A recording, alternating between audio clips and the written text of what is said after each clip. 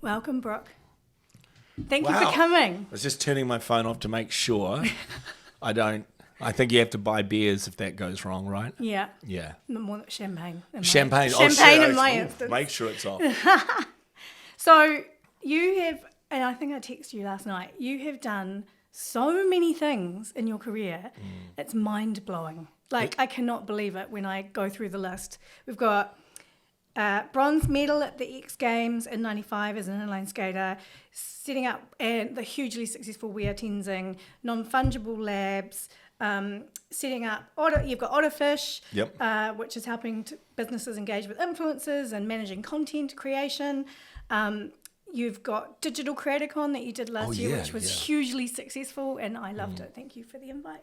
And just everything. Like you've got your finger in a million different pies, and it blows my mind. How tell us about like everything you do, and how come you have done so many incredible things? Isn't it weird? Because I'm 51. That's the first thing. I'm really old. That's the first trigger. But second part is I did my first Do You Have Adult ADHD survey yesterday. And it said yes. Well, it did actually. It said yes, but less ADHD than I thought I had.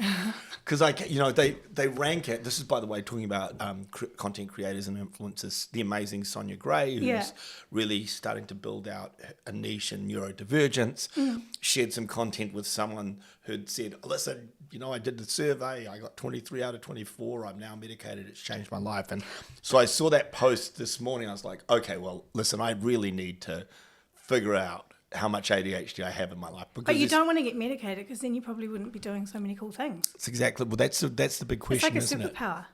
I would like to stop interrupting people when we're talking, and I'd like to talk less. I think I do that. I've got interrupting people is one of my problems. So maybe I'm on the ADHD fringe. I don't know. But even if I was, I don't reckon I'd want to change it.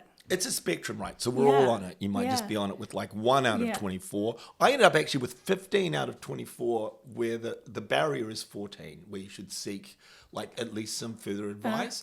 But what it's done for me, if you talk about the sense of being able to kind of functionally do so many things, functionally ADHD, or ADHD functional, we could call it, is that, after a few years of trying something out, I might try something else out. I might be able to kind of leverage parts of that into something new. But some of these, it's not like you've done one thing and then put it to bed, and then it's like you're literally WeAreTENZING, Non-Fungible Labs, the Autofish, CreatorCon, all of these things are still going and really successful. So yeah, that's true, because you hopefully find someone that's better than you to run them, right? Because if you're a starter, an initiator, we all have our little place in these beasts.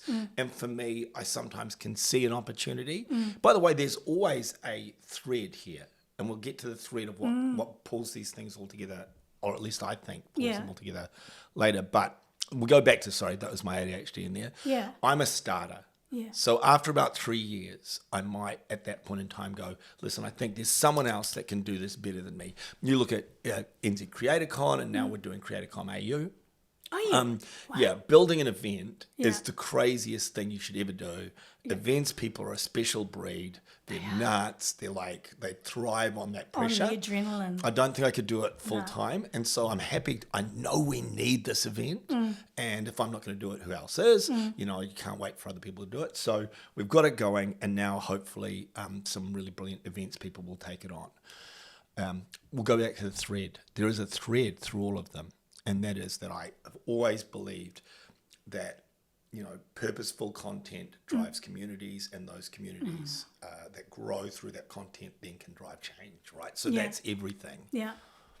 That's so interesting because so many brands don't get the whole idea of building a community around their brand, and why would they bother, and why does it matter, and I just do some social media ads, and that whole idea of building a community, they don't get it, and managing the community. They're like, why have you got to manage the community? What have you got to do? Why do you want to create banter? So many people don't get it. Why do you think it's really important, and how does it transform brands? No really meta on this, step back, but there's kind of a real interesting debate around what a brand is now, or a company is. How, and this is going to sound insane, I'm already insane at the start of you, how sentient a brand is. Right? So some people have suggested, and we're going to talk about AI later, but that we invented AI a long time ago. When you get a brand like, say, Mainfreight with 25,000 individuals working together through a connected network, that's kind of a sentient being, right? And so I'm hoping I haven't lost everyone already. I'm not lost. But I'm with you. The sense is if you start by thinking that your brand is an actual thing, like a living being, then the sense of it living within a community and engaging with a community the same way a living being would, it makes total sense, right? But this again, and then you can think of your brand as like, how introverted is our brand? Is that, or what does our brand actually act like if it is a being? Or does our brand only just shout at people and tell them about the latest deals? Hey, buy us, buy this, buy one get one free, 50% off. That's right. And we will get into, because one of my areas that I'm probably deeper in is influencer. There's a spectrum of influencers and brands that do that. Some of them very successful. People will tolerate them. Yeah. But they need to be very good at what they do, and they need to be delivering value in a different way, right? The value they're delivering is probably specifically financial, right? Yeah. They're a core tool for that, but they're not someone that you're potentially wanting to spend time with and in amongst. And so that sense of how your brand interacts with the community is, I think people need to, again, start thinking of it as that living, breathing entity. Do you think Kiwi brands get it, or do you think, because I think in the UK, in America, even Australia, they get it, and they've got it many years ago, and it's not necessarily something that New Zealand brands are there yet, and they're learning that influencers and collaborations are important. And some people are like, oh, that's so passé, influencers are so passé, that's like been and gone, that's not cool anymore. What's your view on that? Because I don't feel like they have a sense of the transition in how conversations are happening. I think it would be very dangerous to think that any of what we're going through is a transitional phase. We're watching 88%. Or last year, this is the What We Watch survey, so it's government run. 88% of under 40s content is now streaming online. Most of it is through social channels. Those social channels exist entirely through supernodes. So, most of the content... What does that mean, supernode? A supernode is effectively an influencer. In any ecosystem, you'll have nodes. We're all nodes. And this might even be your book club. You'll have nodes, and then there'll be like that one person at your book club who reads all the books and like knows everything, and people listen to them. They're a supernode, right? They have gravity around them. To imagine that the way what we're watching isn't changing systemically forever. To imagine that we're going to go back to watching TV1. As a family at 6 p.m. to watch news, there would need to be a huge shift, right? We've transitioned through that. We're in a new era where, potentially 95% of our content is going to come through digital surfaces, whatever that may be. Wow, that's so cool. Yeah, because I watched that We Are the Audiences survey that they do. NZ on Air have been doing it for years, and often, in the past, I've kind of had to put it in front of people and go, well, but look at how this is changing, and we're still doing things the same as you did them many years ago. So should we maybe be pivoting slightly? And quite often you would still get that TV is really efficient at mass reach and it does the job really quickly. But this year it was really interesting. I've been working with like real estate groups and more traditional businesses, and they're even willing to go on to follow the shift and now know that digital is the way forward. Even for over 50s, digital channels are number one. Yeah, of course. Yeah, they're not just number one. So I think we sit at I'm trying to think what the under 65 was at, but it was significant. YouTube is the largest broadcaster in the country. We know that now, right? So that's YouTube, which is constantly underutilized. If we get into that. But the next part about it is if these channels are where we're finding our content, well, then you have to start thinking about how these channels work and how they deliver their content. And there's different ways, you can build out your own organic content. You can spend a whole bunch of time building turning your company into a super node, a thought leader, someone that a community will gather around to hear as a trusted authority. And that's probably not a bad idea, but it's a hell of a lot easier to find trusted authorities in areas and then educate them about your company and then or your brand, and then have them relay that to an existing audience that they have. And so whether or not you want to call collaborators and creators, whether you want to call them content creators or influencers or KOLs, the truth is they are by far the fastest, easiest, most authentic, best way to relay complex messages to an audience. When you say authentic, that was one of the things I wanted to talk about, was because it's bandied about a lot. Sure. And then you kind of feel like when you see paid partnership, you're like, are they doing it because they just got paid, or are they authentically both? And so, but how is it that brands can make sure that when they are working with these creators, that should they be working with creators that do genuinely love their product, or is it that you're just choosing someone for their reach? Well, I think there's the first thing is a lot of brands awareness is a real thing. So like there will be creators that you're just aware that they can get your thing, your message out, right? And I think we need to also think about what's most important to the creator. You need to get into the mind of a creator here. And we work, WeAreTENZING, we manage 130 of them exclusively. We have 200 that we work with outside of that. And we've done it for about a decade now. I can tell you right now that someone like How to Dad will spend weeks deciding on whether or not they want to partner with someone. We'll always try the product, and we'll make sure that product aligns with values in a much deeper way than most collaborators would, because he's got 4 million people that trust him. That's his entire income. If he goes and endorses something dodgy, he's throwing away his entire business. And that sense of third-party reviewers, it's existed forever.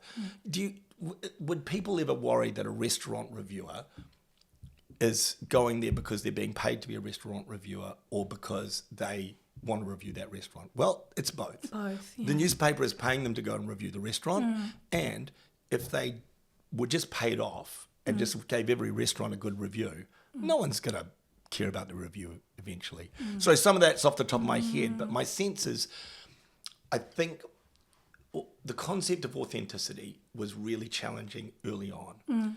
The sense of paid reviews, right? Paid reviews are a really tricky piece. You have to be absolutely, because you wonder whether they're going to be completely unbiased still, even though they're being paid. Yeah. And so the way I've kind of skirted around this a little bit in different ways, but you can throw creators into different buckets. You do get the billboards. These are people that are really just there for awareness, and there's a couple of them out there that will do like 2 or 3. This is, I've just got this in the mail. It's great, or I've just got this. I'm going to try it. Right? It's just awareness, and the trust matrix there is probably much lower. Right? You're probably going to trust their endorsement a lot lower than someone that has less frequency. You get experts in a field, right? So if you've got an expert that is potentially, let's say, I don't know, really into cleaning. Yeah, someone that you trust, that's really into cleaning. Obsessed by cleaning. Yeah, exactly. Those experts, their reviews are like the restaurant review. This is someone that sees themselves as an expert, and they're not going to, I guess, deteriorate their brand by endorsing something that they don't think is good. Those are the experts. That celebrates their obsession. Yeah, that's right. And just allows them to truly be OCD in their cleaning. I love it. I think the biggest part about all of this, though, is that when brands call into question creators' authenticity, it's relative, right? So brands are seen as one of the least trusted, I guess, self-reviewers, right? No brand is out there self-reviewing accurately, right? So you just have to... not in the public forum. No. Right. So if you've got a brand and you've got a product that you want to get out there, it's very hard to say, well, listen, if I just want to do it myself because I'm seeking out authenticity, well, you need to find a third party. The first thing to find an authentic reviewer is going to be a third party. So are they a creator? Do they sit on this kind of awareness part of the spectrum, or are they more of an expert? And are you okay with them saying, listen, I loved this, but I found this part was a challenge. Because I find it's really interesting when a lot of brands try and curate and script like content creators and influencers, and it really feels like it lands like a lead balloon. Oh my God. So you're exactly right. And I would be really interested to know what your thoughts are. And like, because I think a lot of marketing managers are like, but I approve the script and I approve the design and I approve everything. And surely I should be able to approve the script that the influencer or the creator's doing, and I tell them what I want them to say. And my key messages might be a list this long. Yeah. It's what's your interesting, view on that? Yeah. It's interesting because it's the same people who sometimes worry about authenticity, and then they're oh, except for, hey, we want you to say it this way. I think firstly, a brand communicating what their objectives are is really important.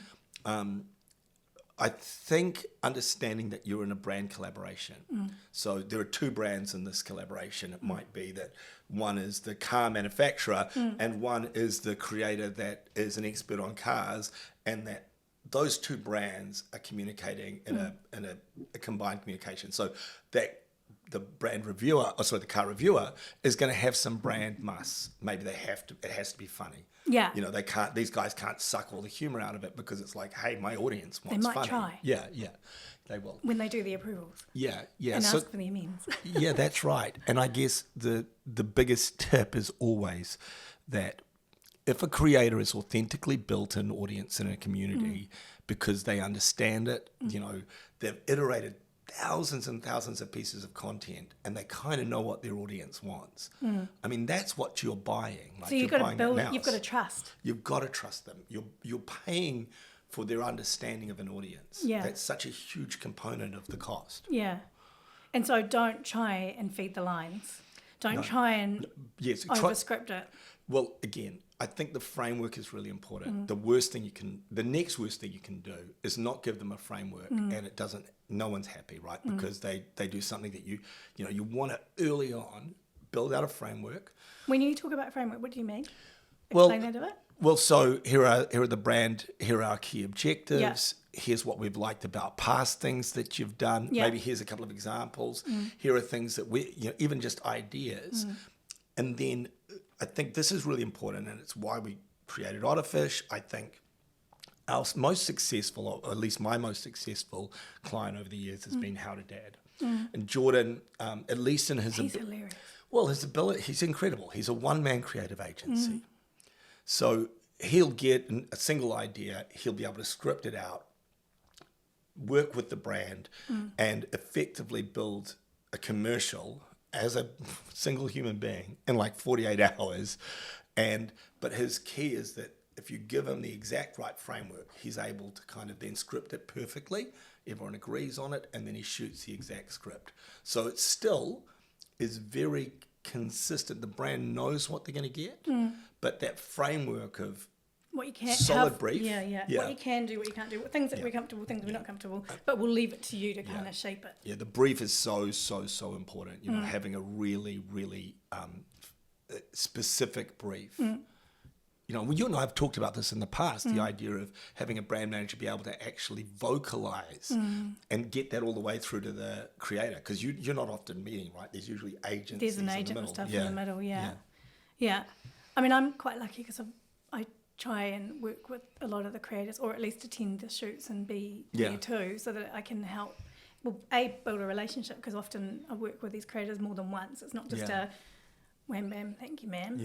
And that's another thing I think that's really important, is that brands work, like, find your tribe, and same with influencers and creators, find the people that naturally fit your brand. And in some ways you need to take your brand on a date and learn what does your brand do, what kind of people would it hang out with, right. what would you eat, what would you talk about, what would you not talk about, and then find the influencers and creators that kind of naturally fit within your realm, and then don't just test and learn and see what works, but like I found working with creators for a longer period of time builds a real authenticity, because you have this relationship and it's you love the brand. Yeah, and then they genuinely begin to love the brand, and then they know how to talk about it. They know what, like, there is that partnership there. Yeah, they'll become super strong advocates. I mean, Yeah. we've always said that, team members, staff, employees, whatever you want to call it, are some of the strongest advocates for a brand, right?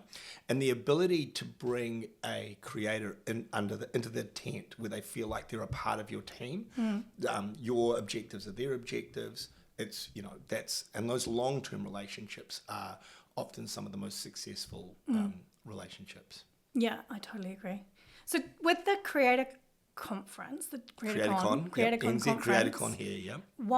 Why did you think it was needed, and what do you think it's going to do to help build, what's the vision? I mean, the first part is that I think our industry has so much potential. This is the creator space. This is independent creators. What we see is that with the advent of, better technology, the ability for someone to shoot on a phone or a small camera and edit on a pretty simple computer and be able to output great content. I see over the next couple of years a whole bunch of marketing shifting from the established creative industry. These are big creative agencies with 60, 100 staff, that kind of space, into much smaller agencies and even into just one-person bands like How to Dad, being able to take on like a brief and build out content and that fragmentation. Wow, that's a lot of fragmentation. That's going to be pretty disruptive. Yeah, it'd be super disruptive. And we're seeing it all over the world, right? So a significant part of China's social commerce now is all run by influencers. So agencies and things have been affected. Yeah, agencies, the speed. When we talk about that, it's because the speed to market has shifted. If you've got 60 to 100 people to kind of organize into, taking a brief and then rebriefing and then coming up with iterative ideas, those kind of things work for the $5 million car commercial that runs for an entire quarter. But our frequency, the cycle of marketing, the cycle of trends is so fast now that it's likely that, it's under 30 days, you want to be able to turn around, change potentially what your even your offers, every part of your marketing needs to be changing frequently now, right? So it needs to be faster and smaller. Does it? Oh yeah. You think? Oh my God, absolutely. I mean, I'm only thinking. So I've got. You're thinking social in the digital social world, not necessarily traditional. I mean, I don't think people. It's really interesting. I've been watching. We've been talking about the traders. I've been watching on 3 Now, and there's all these advertising places that could have great creator work in them. I think that traditional networks need to start thinking about faster, more iterative marketing, less polished. I think that they need to think about that. I was talking to Mel from Socialites. Yeah. In the previous, she was one of my guests, and I was saying to her, I've been wondering whether the media industry needs to transform itself, because there's always been this 70-30, peak off peak, and you might do a sponsorship, and that's kind of your media plan. I actually think, me personally, I mean, I know I'm only a band of one, but and a lot of the people that are around me, they don't watch a lot of TV, but they do appointment watch certain programs. Sure. And so, with the traders, and with me, it might be Desperate Housewives. Yeah, sure. Why not brands showing up in those environments, specifically with a message that's tailored for the environment, and rather than buying 70-30 off peak to peak, actually buying quality and then showing up in a really engaging, creative way? Well, I think, yes. Well, so what we know, because they've been pretty vocal about it, is that TikTok and Meta are aiming at 2 completely different beats. Meta wants to be a social connector for people like you and connected to you, right? So that's their idea. They're a social connection platform that has content. TikTok has been very clear that they are an entertainment platform. So they are taking on YouTube and Netflix and TV. When you think about that, right, so you think about what's strong in that model is that the marketing that exists and does well on TikTok right now is value driven, right? So it needs to be educational, topical, humorous, all of these things, right? And so you go from storytelling. So you go from an environment like this where you get sucked into your 1 hour doom scroll. Oh, it's like 3 hours. But then you get, when you get onto a network, when you get into this network, and Warner, what is it? Warner Discovery, Warner Discovery. Well, I forgot what the name of the company is. Discovery Warners. Yeah. This large company, and they've got a great app there. Yeah. But their inability to understand that the content, the advertising content, needs to be as entertaining or more entertaining than the existing content they've just been left in the dust, and they're going to get beaten by TikTok 24/7 if that's the case. If I have to sit there and watch a minute-long ad to get to my next bit of content, sort of punishment advertising.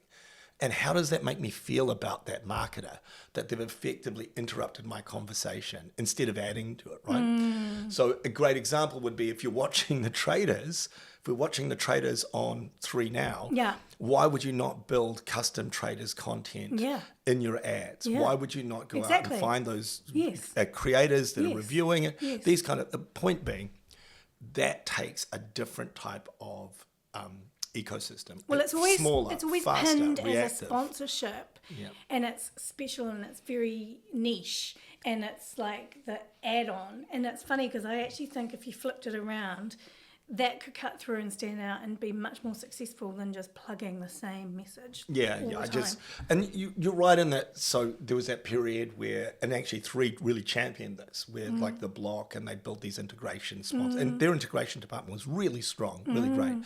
But I'm talking about a much even deeper, not just taking traditional ads and throwing people into them that were involved in the show. I mean building entertainment that creative is on par. Yeah. No, I totally agree. But so where we got to when I said me and my ADHD plus coffee there was that we were rambling kind of around this fragmentation, that the average agency size really might just be like 3 or 4 people and some great creators that you bring in that are experts in that field, that have owned audiences and understand how to communicate with that audience. That's so exciting. Yes. For me. Well, not as I'm out on my own. Yeah, that's right. I think you're doing the right thing. So because AI, huge. Spilling mine. Oh, sorry. Doing great. AI, like all of these exciting things. Sure.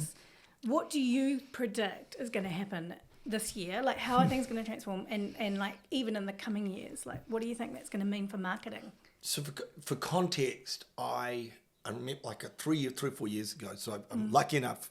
We have one of the largest AI companies in the Southern Hemisphere. Futureverse is amazing. We've got an H just up. That's just another one that you're involved in. I can't tell you where it is, but somewhere near K Road in a dodgy part of Auckland, there's an H100, which is the supercomputer, right? This is what Meta and all these people have.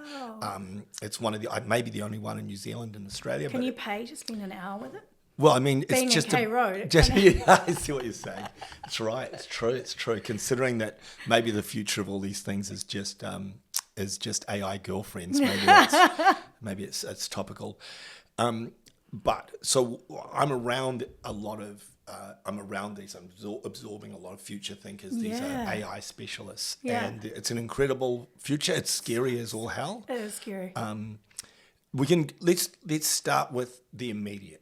And the immediate is pretty clear that neural networks, large language models, the current AI shift that's happened over the last 24 months is significant.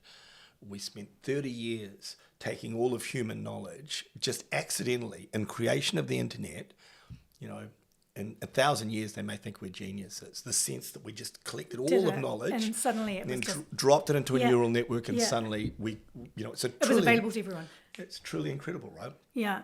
And so there is a dividing line between the earlier. Well, there will be. It's already happening, but it'll get more and more pronounced. Yeah, the asymmetrical relationship between early adopters and those who choose to ignore this is going to be significant. Do you know, I've heard quite a few brands in New Zealand who've created with their lawyers AI clauses that the company cannot use or AI for anything. So they're actually excluding it and making sure that their teams are not allowed to download it to their phones. Sure. And listen, their computers. The idea again that we've got universities that are trying to prohibit. Yeah. So we just need to rethink, project forward, and go, right, okay, this is a tool. It's the most powerful. It is by far and away the most powerful tool that we as a species have ever created. Yeah. Really incredibly powerful. It's about to get exponentially more powerful. So to start, if we'd been doing this interview like this time last year, Meta had 16,000 GPUs. So these are the brains, these are the AI processors that help with this. 16,000. 16,000. Wow. And they were world leading at that point in time. Yeah. In about November, ByteDance, their core competitor that owns TikTok, and bought 100,000 GPUs. What? And then this week, Mark Zuckerberg has announced that they'll have a combined total of 600,000 in the short term. Now, where do they put these things? In a desert, probably. Yeah, this is what will happen. It's the nature of the world that we're in. We're on a significant curve. Yeah. And what we're going to see is, again, that the people that are aiming to utilize these and are embracing it, and Zuckerberg has always been just a little, if not a lot ahead. We can get into metaverse later if we want to really turn people off. But see that shake of the head. Zuckerberg was dead right. It was like ahead of time. He was dead right, but he just announced it wrong, and it was cheesy. It's really hard. You shouldn't say we are going to. And not something that big. But also, I don't believe, and this is I don't believe he had a real strong understanding of metaverse at the time. I think he does now, and I think his team is pretty amazing. And but AI, he's now betting the house on both, and they're both the strongest bets on the planet right now. Wow.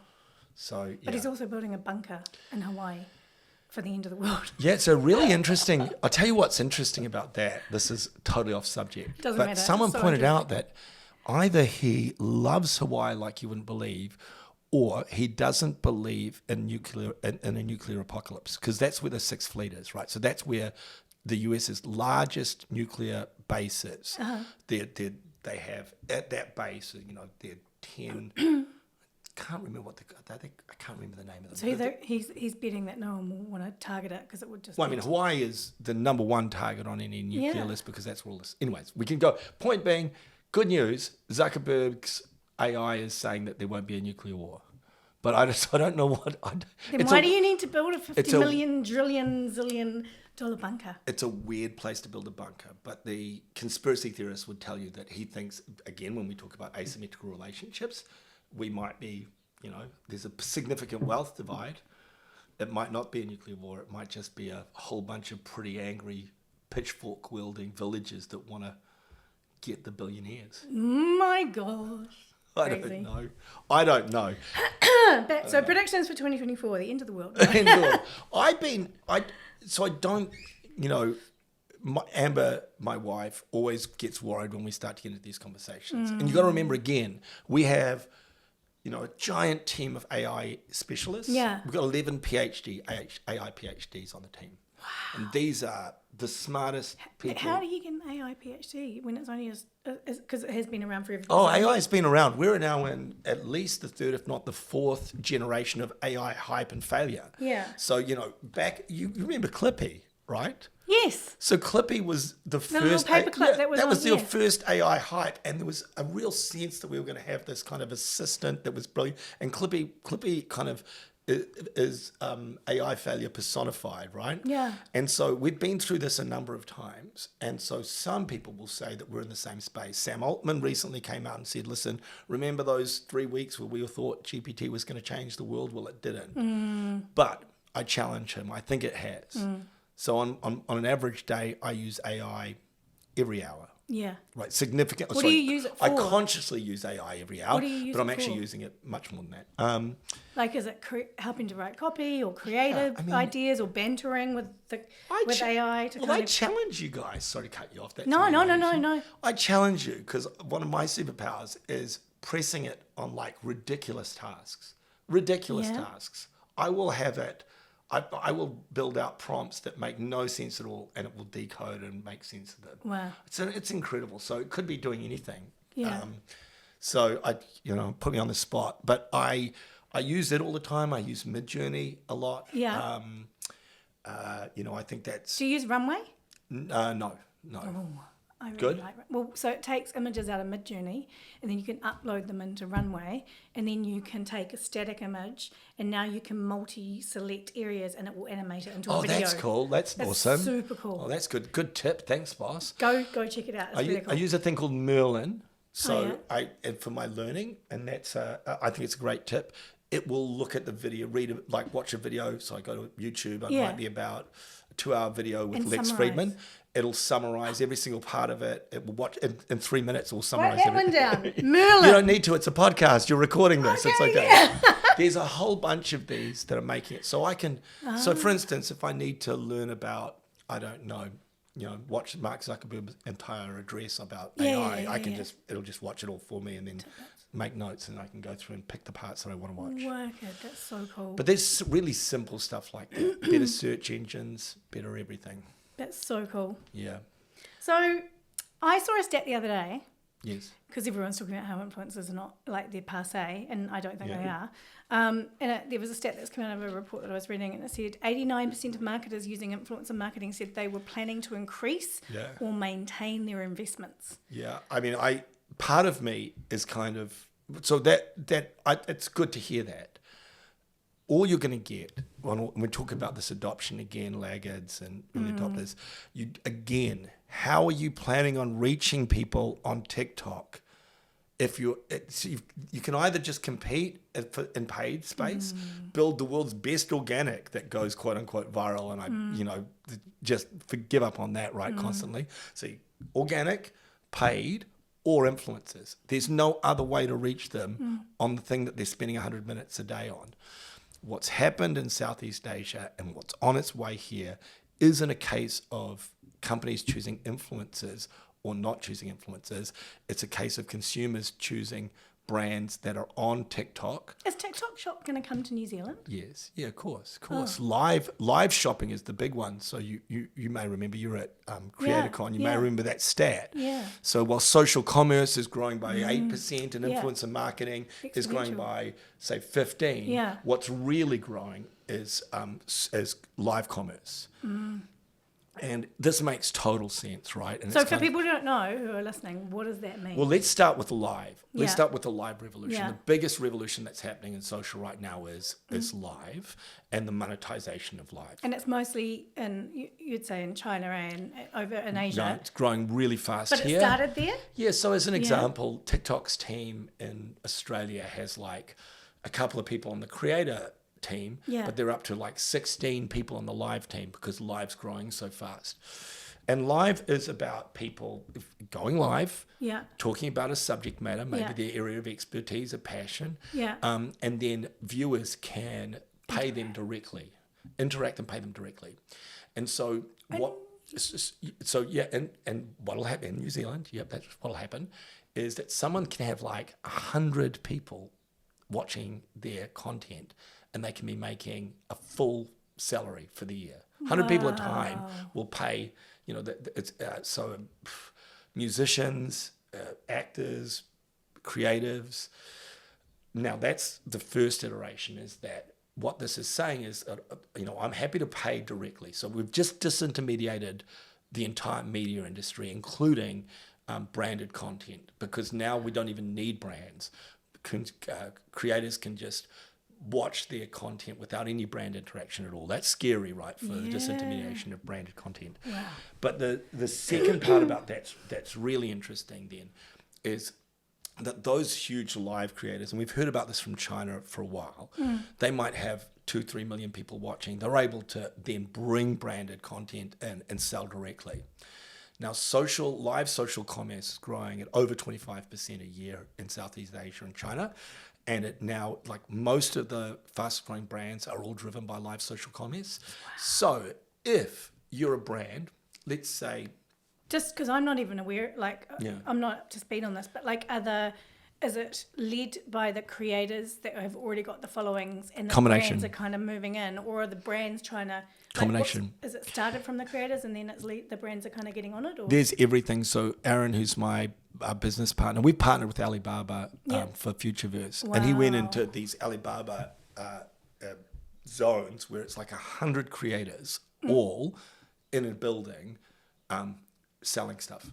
So these are people that have built their either micro communities or large communities, and they are directly selling products. You talk about Singapore, where at 6 p.m. or 7 p.m. when the store closes, creators then rent the store by the hour. They go into the store and then sell and try on clothes and sell over the night when the store's not being used. Wow. Makes total sense, right? Your store's empty, it's effectively a studio. Yeah. And so why wouldn't you be having creators sell directly from there? And the creators are taking commission of each sale? Yeah, of course. Yeah. So it's like combination. Yeah. So it's not just commissions. The other part about that is there's expertise. It might be styling. So you might already have a couple of the garments from, I don't know, Rod and Gun. I just thought about that. Someone like this. What's a? You don't strike me as a Rod and Gun. Let's go Zara. Let's go Zara. Okay. So you might already have, let's just go full fast fashion. But you might already have 3 or 4 Zara pieces, and be watching to see what kind of clothing this creator pairs with that. Yeah. And then you may be buying additional stuff. So during the live commerce, there you can be donating. You can be asking them questions. You can be talking to moderators. Each of these bigger live creators now has a moderation team. They'll have like 4 or 5 people moderating comments, rewarding people. TikTok is now layering your fans into layers so these people might get a larger discount than these people if you've donated a certain amount. That's mega. It is mega, and it shifts everything. My core point is if you believe that retail in 2026 is going to be like retail in 2019, then you're dreaming. Yeah, you're really, really, really dreaming. Yeah. Yeah. And so how, for businesses who probably aren't there, they haven't got the access and the knowledge and the insight that you've got, how do they, how are they getting up to speed on this? Because I don't think, if you look around, it's not something that's being talked about a lot. No, it's newish. And you would have been at, Digital Day Out those few years when I was hosting. Yeah, I remember, hilariously, I was there a long time ago when we talked about how brands needed an Instagram, and everyone kind of rolled their eyes because it's what I've already got Facebook. And it's what their 14-year-old daughters were on. Yeah. Right? Yeah. And that's exactly what they say. And then TikTok came around a few years ago. That's just for kids. And I said, you guys, everyone needs to get a TikTok. Brands need to get a TikTok account, and they did. It's just for kids. Well, it just turns out the kids that know. It makes the kids sense, grow right? up. Well, that combination, but they're also early adopters in the tech curve, right? So they understand technology. They're digital natives, and it was really clear that TikTok we thought it was just a replicant, of Instagram. It's really clear now when we look back, it's a completely different segment that it was attacking. So if Facebook and Instagram were tackling emails, effectively murdering traditional communication, and building a whole new communication network, TikTok is eliminating traditional entertainment viewing. Yeah. And pastime. God, it's going to be so interesting to see where things are. Yeah, it could be a bit dystopian. I do want everyone to know that I like gardening and I would like Waiheke. I'd just like to build a nice dome around Waiheke and just go and garden and barbecue over there. I'm not, so you're building a bunker in Waiheke? I'm building an escape for sure. Yeah. I'm fascinated by this because I'm fascinated by human behavior. And I'm also, I'll be honest, I'm one of those people that gets a little bit annoyed at how people are intentionally traditionalist for no reason. Yeah. Like, you need to be able to tell me why you're spending why are we spending $700 million on television advertising? And I know it's lunch at Prego. I understand someone bought you like 6 lunches at Prego, and you don't feel like letting them down, so you're going to keep giving them TV advertising. Yeah. But if you're sincere about wanting to make sure that your product is reaching people under 40, TV is done.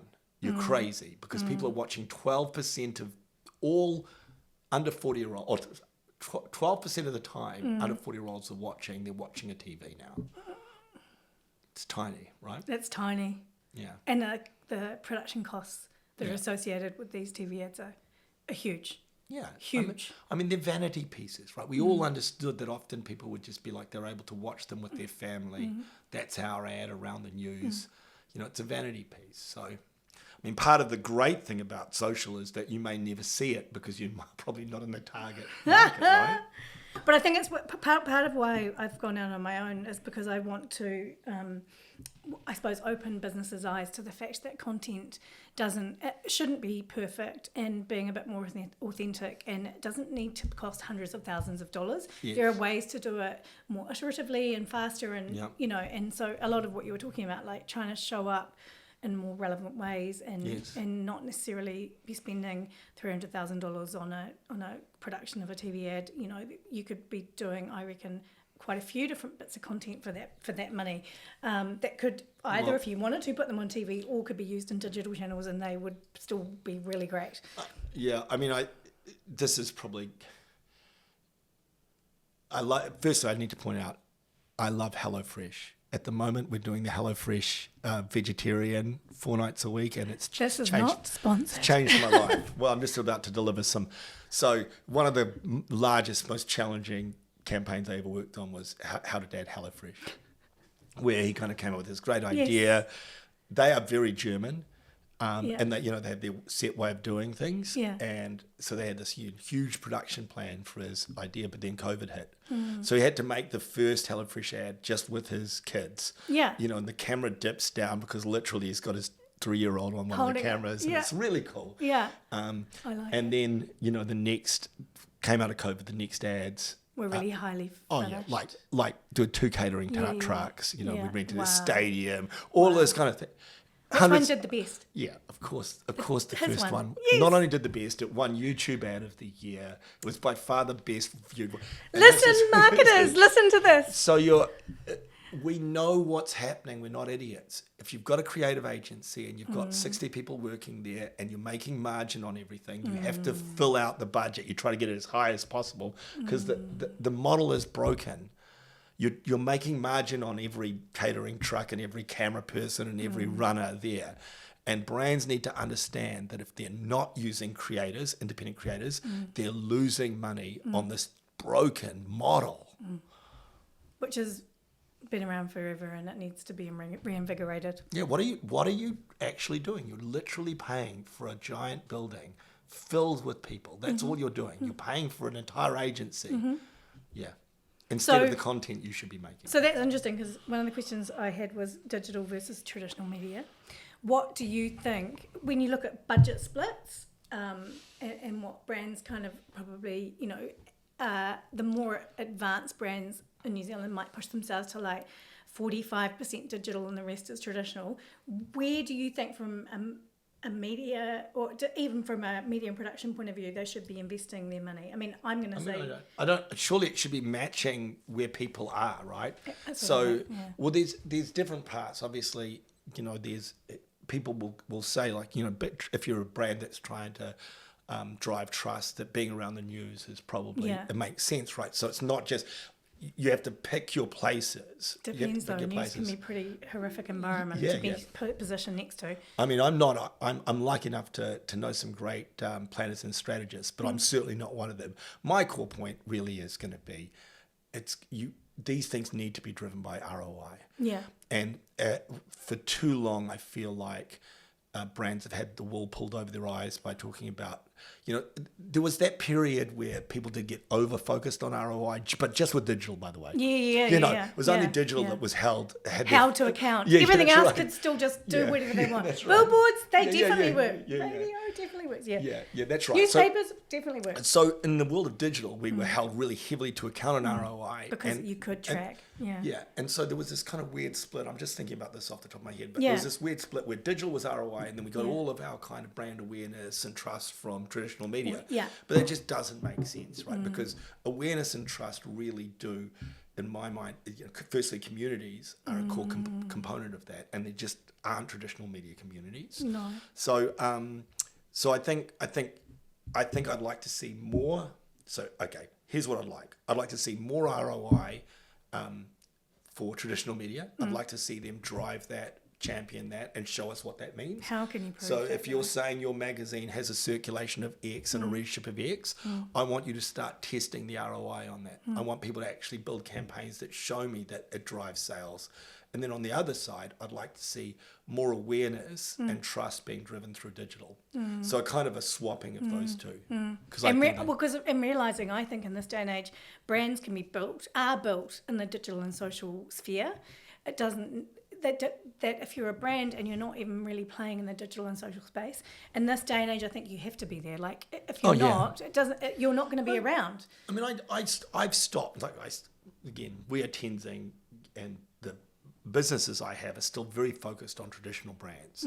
My mode now is looking at where the next set of challenger brands are going to come from. I believe that in every single category, challenger brands are going to come up through live and social and influencer. Yeah. So a little bit, we've seen nods towards that.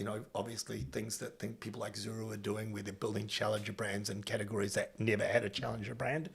But I feel like, for me... And they're acing it.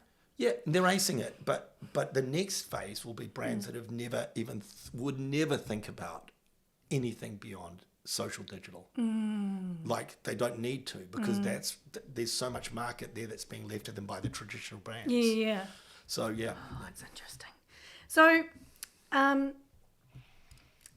has your approach to digital marketing evolved over the years, and what keeps you motivated to keep interested and keep ahead of it and keep... I don't know why I like it so much. I love it. I think it's like crack. It's I so don't love weird. crack, but I just think it's like so addictive. It's basically an admission that you're a big crack fan. I don't actually know what crack is, to be honest. It's crack cocaine. So you take baking powder, cocaine. Oh. I think you add some kind of a... anyways, I don't... I know it's in America. That's all. I lived on a crack corner for a while. Oh, so in America? Yep, in Venice Beach. Ooh. There was like a 12-year-old kid that was like a crack dealer, and we had one of the first PlayStations. So sad. And so he would just come in and play PlayStation with us and then go out when he had a customer. It was gnarly. It was crazy. God, okay. Every now and then there'd be a gang fight right across our lawn. Oh my gosh. But what keeps you like? I don't know. Like so again. So we talked about Futureverse Because you literally have your finger in all of these pies that are at the forefront. I know, and I keep. So Futureverse is the most incredible country. Country. It's a country. Company. It is a country, but we've just Futureverse. Aaron, my business partner, is just brilliant. The co-founder there. We've signed FIFA for Metaverse and AI. Wow. And Warner Brothers just signed Ready Player One, the property we're doing, the building those. It's incredible. Wow. But I can't get away from... I just really love social commerce. Do you think it's because you have to... Like, I feel like the fact that it changes so frequently, and maybe it's the ADHD thing. You love to learn new things all the time, and actually if something is quite stagnant, you probably get bored. Maybe. I like... Yes, so there's that. It's fast moving. I like it's real. Like, so if you look at... This is an ad. This is an infomercial. These are 18-month-old jandals. Do you know about this? Oh, are these the These ones are Goldens with How to yeah, Dad. We've got them 18 months. Yeah. So for me, taking these, we had some Did you help him develop them? Yeah, it's our company. Who came up with the... Well, he did. He's a genius. Isn't it amazing? So it's but point being, I just love fiddling around with the social marketing now. I love it. Yeah. I'll sit there and kind of mess with the ad mix and different video content. I love it. It's so much fun. As in Goldens. creating. Here's golden.com. They are 12-month warranty. Really? 12-month warranty. I've never had a pair of jandals break in 12 months. Okay, move along. I do, because I do my gardening. You do everything in them. You do your gardening in jandals? I do everything in the jandals. Wow. I'm more of a barefoot person. Okay. Get right in there. Okay. Getting in with the grass. Okay, sounds good. So, what innovative strategies and tactics are brands currently underutilizing in the digital space? Performance. Influencer plus performance. Performance marketing. Yeah. So this is really important. I think that there is creative agencies, as I've said, have kind of like, it's got this you might have this wide-reaching, multifaceted, end-to-end creative agency, or agency that has everything, right? I think you can replace it with strong in-house and creator-led creative, and then really strong paid marketing with genuine technology and ROI so on the creator. So right now, most people that use creators aren't building strong campaigns around them where they're using strong performance marketing. So when you talk about that performance marketing, so let's just use, a makeup brand as an example. Yeah. So you're saying in this instance, you could work with the creator could be pushing it, and then they're selling your product through their channels. And in essence, they're making a commission, but they're driving the sales. Is that what you're talking about? I mean, so as an example, you might have a product. So the creators are introducing it. They're building those first layers, in a traditional funnel, which I don't think really exists anymore. They're building those first layers of awareness and trust, and then helping, compare these pieces. But the biggest part about this is most people kind of abandon it after that and then have, disintermediate or separated campaigns. Our ability now to add a chatbot, so say a creator does a makeup campaign, a tutorial, right? And comment below if you'd like to win this or if you're interested. Yeah. A chatbot will then come and start a conversation with the person that's commented and said, hey, do you want this tutorial written out with da-da-da, or do you want to, then you pull them into your EDM. The EDM is then personalized. So say it's Shan XO, who's your makeup artist. The EDM will come from Shan instead of from the brand. And so now you're in a segmented, EDM database. Yeah. And you can start tailoring all the content. The whole of your channel can be tailored around the creators that you follow. But also, the most important part is you should be able to tag the purchase back to the creator. Yeah. And then they get a kickback. Yeah, they can. They can get a kickback, or they can get a kickback, or you can just pay them. Or you can just pay them. Yeah. But the whole point about being able to measure. I was going to ask, what's the best for brands who are negotiating? Like, and for the creators themselves, what's the best deal to try and negotiate? Is it to do a kickback model? No. Or to do a fixed No, I think fee? kickbacks, because I think the risk in kickbacks does. So you could do something.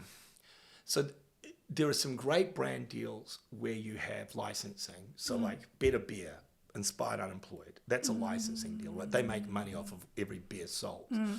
But I think those are big and really complex deals. I think that the best way that I would build out a campaign is with guaranteed reach. So that's saying, we know that this creator gets like 30,000 average reach. And then the creator and the talent management company guaranteeing that reach. So say they fall like 5,000 below that, then paying to reach there, then measuring what the ROI on that reach is, right? So you can start to get expected conversions, just like you would with anything else. Improving and iterating to improve those conversions, and then working with that creator to just build better content on conversions per reach, and then of course you can just increase reach. And it's exactly like anything else that you would build in a performance model, right? You were talking about, though, you thought the funnel's dead. Oh yeah, I think the funnel is not dead. I just think it's a figure eight now. Figure eight, so it's kind of like funnel. Yeah. Well, every single one of your consumers is effectively a part of your marketing funnel, right? Yeah. So I've seen some people draw it. It's slightly confusing, but the it's idea. Awareness, consideration, conversion, loyalty, and it goes around and around and around. I think the core component here is that every person that's in your funnel is interacting with your funnel. It goes from shouting to conversational, right? You're not just moving people down through here, they're moving each other down through. If you're doing a good job, then they're... So just hoping I'm not getting nipple out on the thing. Hey. But yeah, so Carsten Gruber, great guy, head of TikTok here in New Zealand now. Yes, I've met him. He's wonderful, and he's got a really good explanation. You get him in, he's great. He'll explain the figure eight, the infinite You're on my funnel. hit list, Carsten. Yeah, done. Yeah, so he's brilliant. But yes, he can explain, again, the sense that we don't live in a vacuum, that every consumer is constantly... Me talking about my HelloFresh experiences, both good and bad. But Who cooks? Is it you or Amber? I love cooking. Do you do it? It's my cathartic kind of escape. Oh, wow. Yeah. God, you really get... You're just like a man of many lenses. Many. So... How do you do your continuous learning? Like, are you like, how are you teaching yourself? Because you seem to be, I would say, 100 steps ahead of everyone I've met, and so that's very sweet. You know stuff that even I afterwards will be off going and googling and trying to learn about it myself. Where do you get all this info? Where are you? Do getting watch it from? a lot of stuff and read a lot of stuff, but I'm around really interesting people like yourself, and so if you're around, if you have enough of these conversations, because I'm just kind of, especially around the AI stuff now, I'm just absorbing and repeating. I don't know how to build an LLM, but I have a sense of, I think, how they're going to change things, right? Because so you don't need to be an area expert. But where are you going to get, like, if are you on podcasts or are you reading? I've got a couple of really strong mailers for AI. Like, this is just Zen. I should tell. Tell us what they are. Yeah, I should. Share the love. Let me just tell you exactly how to spell his name. I'm going to have to do after. It's here. We'll put it in the chat. Put it in here. In the comments. Yeah, because I read this thing every day. It's amazing. Effectively, it's an aggregated collection, all the new AI news. Okay. And there's videos and articles. I'll put that in there. But that continuous learning is important, right? Yeah. I think I relearn everything. I feel like that's the only reason why I love my job so much is because I'm literally having to relearn stuff every 6 months. Yeah. Or even like with AI coming out, it was like every 3 months or every month. But this is, okay, so if you're building a business, your best business advice is to build a business with a moat, right? So, that...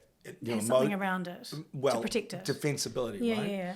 And if your business, the defensibility is that you need to be a constant learner and that happens to be one of your skills, then that's good, right? So, if you're in any business that's 100% stagnant,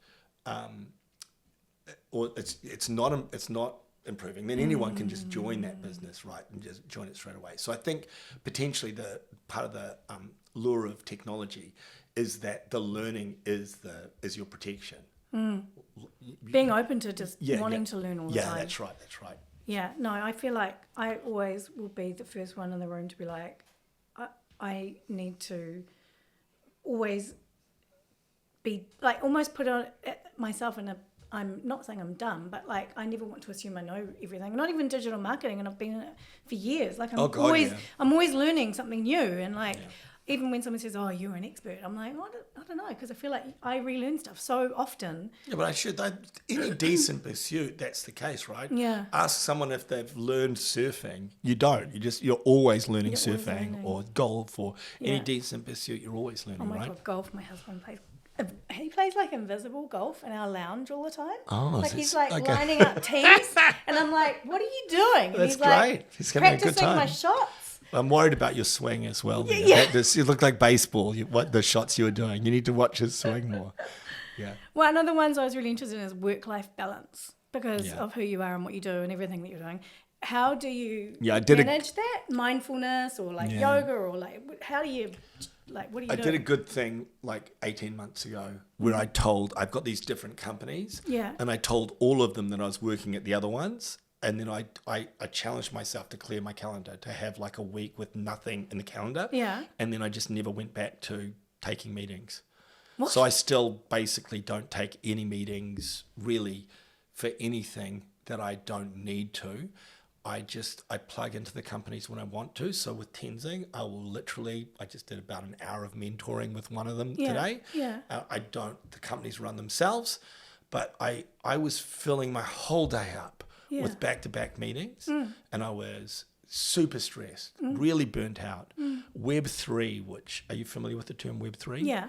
So Web3 is additionally hard because you've got a 30,000 person community that has direct contact. So if you can imagine starting a company and you've not only got your shareholders and your staff, but you've also got the community constantly talking at you. So I just burnt out. I was unable to continue, and so I just stopped. And so if you look at my calendar now, it's amazing. Sometimes I fake. I'm not just like, I don't know if I can get you in on Friday. In fact, I've got an auto cancel for Friday. So if anyone tries to put a meeting in Friday, it just cancels it. But so work-life balance has never been better for me. Wow. There are pros and cons. So what is the tip to people? Like to try not to do all the meetings or... The first one is... Meeting culture is like... the first one is you can survive on much less money than you think you can. Yeah. And that's easier said than done. We've been lucky enough to get ourselves into a good position. But the ability, I had family members get sick. I believe that AI is going to irreparably change everything that we're going to do. And so I was like, I really want to enjoy the next couple of years. And if that means making less money, so be it. And Amber agreed, or at least I think she agreed. And so our ability to then throw away a bunch of stuff that was kind of just hustle. Yeah. And then spend time, wake up a lot more slowly, hang out in the morning, make sure we're cooking together at night. Swim in your nice pool. Swim in the nice pool. They've got a really nice pool. Yeah. I've only seen photos of it, but man, it looks nice. All of that. Like the perfect party pool. Yeah, but why would you, we worked Amber and I worked for like 15 years non-stop. And we were just back to back to back. And I was like, why are we not enjoying this? And so I think the work-life balance, I've probably gone too far one side now. To the life balance? Yeah, to life balance. Effectively now I've noticed that I can't get a job at any of the companies that I have anymore. Like I go there and I'm like, I'm trying to hint, but they're like, oh, no, I don't think we need you anymore. And so hence why I've started some more cool projects that I can hire myself. Oh my God, I love that. Yeah, but I think I challenge everyone out there to just clear an entire week, and just, you can mislead people and tell people it's too full. Just block out the whole week and see what happens. With them as like pretend meetings. Oh yeah. You'll find it's pretty awesome. Oh my God. So as we wrap up, could you share one empowering insight or piece of advice you'd like our listeners to take away from our conversation Outside today? of that one. Well, no, the first one is never stop learning, right? Yeah. That's the biggest one. Yeah, outside of that one. Yeah, I think, let's the kind of parting thought. I think the most important thing here is to understand that whether it's you or your family's lives are going to be very altered by this latest technological adjustment, and that knowing about it is the power to make a decision, even if it's to ignore it. But ignoring it without knowing about it is probably silly. So I would spend a good hour a day for the next couple of weeks when you're listening to this, just learning about where people think that AI, XR, which is extended reality, blockchain, IoT, the Internet of Things, where they're all going to take us, because they're coming very, very, very, very fast. So you're talking like 12 months? When you say they're coming very fast, do you think 12 12 months, 2 years, it's going to be really different? So SoftBank, which is the largest kind of tech investor, has 9 pairs of AR glasses coming onto the market right now. Separate investments that they've made. These are glasses, 9. And just that one bit of technology, and along with the Vision Pro and things like this, could change the entire way that we experience the world. Everything we've thought about, where, the glasses that we're wearing. I paid for laser surgery because I hate glasses. I'm going to have to start wearing glasses. Oh my God. I love them, but the ability for your eyewear to identify a person, give you relevant facts, to record everything. I mean, the amount of data we're going to be recording in the next year, how we're going to... Sorry, this is the most... We didn't even get into donuts yet. Donuts? Donuts are that's a patent we have at Futureverse, which is proprietary tech that replaces cookies.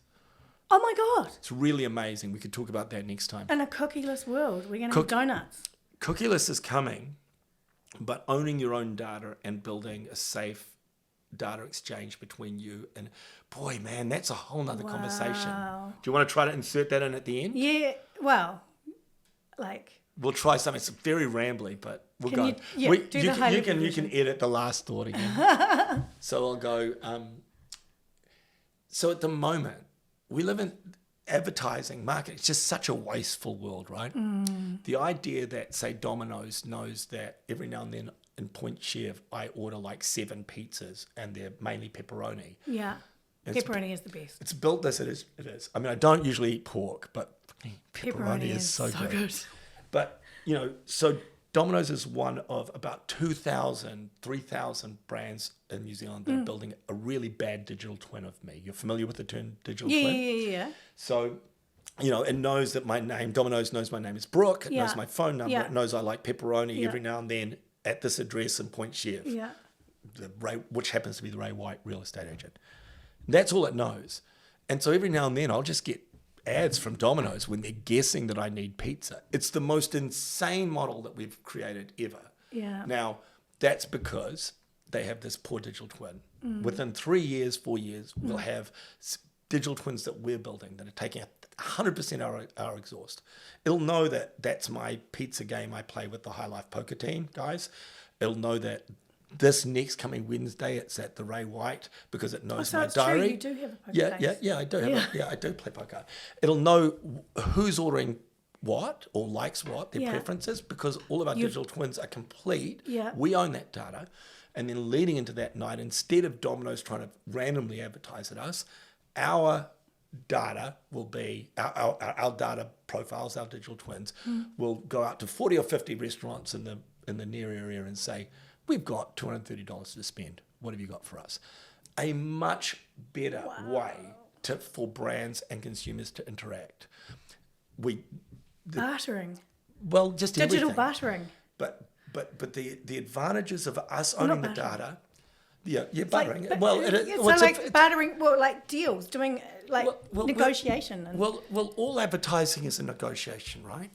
When Domino's says I've got 2 pepperoni for the price of 1, that's they're negotiating for our business. My point is that there's just so much waste. Yeah. Domino's is spending hundreds of dollars a year trying to get me to buy a pizza that when I know I need pizza. So that's not donuts. But donuts are effectively the data exchange that happens between brands and people. Wow. Temporary, specific, almost licensed data that you receive. So we almost become the controller of our data and actively knowing, or giving permission to who we want to give that to. I mean, this model's broken. If you ask someone, say at Spark or One, what Optus and Telstra have been through in Australia with the hacks, it's costing these people millions of dollars a year to maintain data that they're not getting real value from, or not a lot of real value from. And so if we could flip that model to where we maintain our data, and we strong AI, we give it permission, So the whole data model is definitely flipping. That's a whole different conversation. Yeah. But the most important part about that is, how do we advertise in a cookieless world effectively? And how do we build, again, brand communication, if we wanted to wrap that up? How do we build brand communication between individuals and brands that's useful and meaningful and less wasteful? And again, that goes back to communities. And I think it's communities. I mean, if you wrapped it up, it's a community. Yes. Building a community around your brand that's strong and constantly having conversations, as opposed to a one-way exchange. Yes. Yeah. Yeah, well, like I said, if we talk about the Domino's being a poor example, it's a one-way exchange. Yeah. Wow. You've blown my mind. Sorry if I'm... Do you know what? That's what happens when you get me a coffee, though. I've just been very rambly. We'll do a second take. I'll come back and I'll be far more concise. I love it. I'm definitely going to have you back. It's been so wonderful, and I'm so grateful. Thanks for the chat. Thank you, and have an awesome day. Yeah, well, and thank you for the opportunity, and I really enjoyed my coffee. Good. Done.